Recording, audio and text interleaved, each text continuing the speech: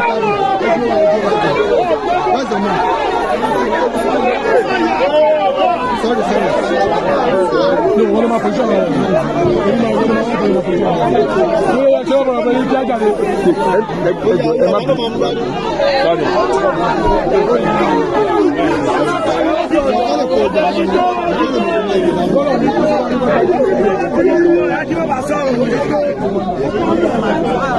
Are you ready?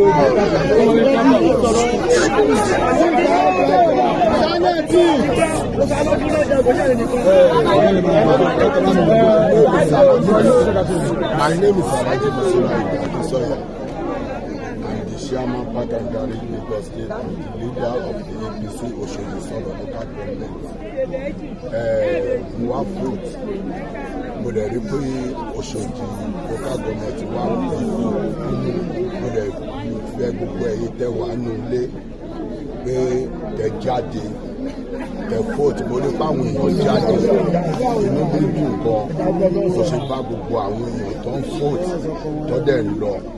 Gbàtẹ́mi náà débi sí tí mo vote mo rí pé kò sí wàhálà ó wà pẹ̀lú mo dẹ̀ máa sọ pé Òṣòdì is always peace.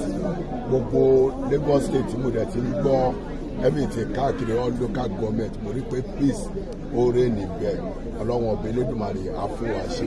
Mo nígbàgbọ́ wípé lágbọ́rọ̀ náà Gómìnà Sanwó-Olú àti assembly mi bí ọmọjọmọ lọ mo blame pé lágbọ́rọ̀ náà òun ló máa wọlé. Mo dẹ̀ blame pé gbogbo all local government ní trial in Lagos State mo blame pé àwọn assembly wa ló máa wọlé. Àmì náà yà á láà. God bless. Thanks for watching this video. Please don't forget to click on subscribe button. Kindly comment and share. We drop new videos daily.